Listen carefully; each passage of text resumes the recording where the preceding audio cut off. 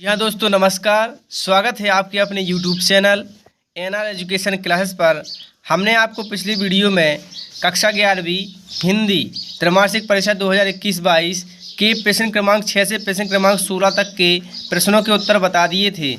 इस वीडियो में हम आपके लिए प्रश्न क्रमांक 17 का उत्तर 17 से लेकर 23 तक के प्रश्नों के उत्तर बताएंगे। तो हमारा प्रश्न क्रमांक 17 में पूछा गया था, मुंशी प्रेमचंद अथवा राम नरेश त्रिपाठी का साहित्यिक परिचय निम्न बिंदुओं के आधार पर कीजिए। ठीक है, तो इसमें हम मुंशी प्रेमचंद की साहित्यिक परिचय लिखेंगे। तो इसमें हम रचनाएं लिखेंगे, गोदान, कर्मभूमि।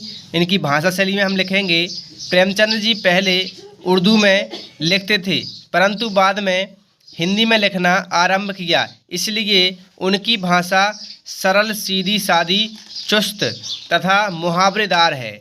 इनकी शैली मजी हुई, स्वाभाविक एवं आकर्षक है। सरल और प्रभावपूर्ण शैली का प्रयोग इनकी कहानियों में रोचकता प्रदान करता है। तो इसके बाद हम इनका साहित्यिक स्थान लिखेंगे। हिंदी साहित्य जगत में प्रेमचंद जी को एक श्रेष्ठ कहानीकार एवं उपन्यास सम्राट के रूप में जाने जाते हैं। इसके बाद हमारा क्वेश्चन क्रमांक में पूछा गया था, महाकाव्य की विशेषताएं लिखिए। 4 महाकाव्यों के नाम एवं रचनाकार लिखिए। अथवा में है खंड काव्य की विशेषताएं लिखिए।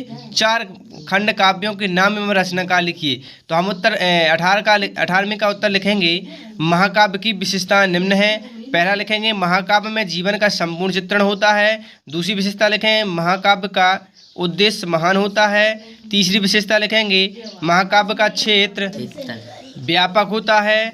चौथी लिखेंगे, इसमें नायक का संपूर्ण जीवन का वर्णन होता है। और 5वीं विशेषता लिखेंगे, महाकाव्य में कम से कम 8 सर्ग होते हैं। इसके बाद हम महाकाव्य लिखेंगे और उनके कवि लिखेंगे। पहला महाकाव्य रामचरितमानस, तुलसीदास जी हैं इनके कवि। साकेत के मैथिलीशरण गुप्त, कामायनी जयशंकर प्रसाद, पद्मावत जायसी। ठीक है, तो इसके बाद हमारा क्वेश्चन क्रमांक 19 में आपतन गद्यांश आता है। तो आप आपतन गद्यांश में से उन्हीं के प्रश्नों के उत्तर उसी में से खोजने पड़ते हैं। इसके बाद हमारा उत्तर प्रश्न क्रमांक 20वें में संदर्भ से प्रसंग दिया है। ठीक है, यानी कि हमारा पद्यांश दिया है। पद्यांश में आपका संतो देखत खालिस्तान जो ज्ञान वाला है, ठीक है, आया है। तो इसमें हम संदर्भ में लिखेंगे, प्रस्तुत पद हमारी पाठ्यपुस्तक आरोह से लिया गया है। इसके रचयिता कबीरदास जी हैं। इसमें हम प्रसंग में लिखेंगे, कबीरदास को धर्म साधना में आपसी भेदभाव, झूठ, पाखंड और दिखावा सहन नहीं था। पाखंडी ढोंगियों को सामने देखकर वे क्रोध हो उठते थे। ऐसे ढोंगियों पर व्यंग करते हुए वे कहते हैं, इसमें हम व्याख्या में लिखेंगे, हे सज्जनों, देखो सारा जग पागल हो गया है।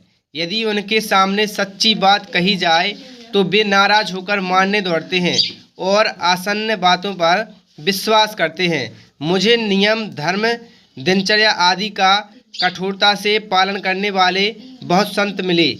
वे हर प्रातः स्वयं को शुद्ध करने के लिए स्नान भी किया करते हैं। ठीक है, तो ये हमारा प्रश्न क्रमांक 20वें में संदर्भ से यानी कि पद्यांश दिया है। तो उसका आंसर हम इस प्रकार से लिखेंगे। इसके बाद हमारा क्वेश्चन क्रमांक 21 में गद्यांश दिया है। ठीक है, पंडित ओलोपीदीन खालिस्तान ...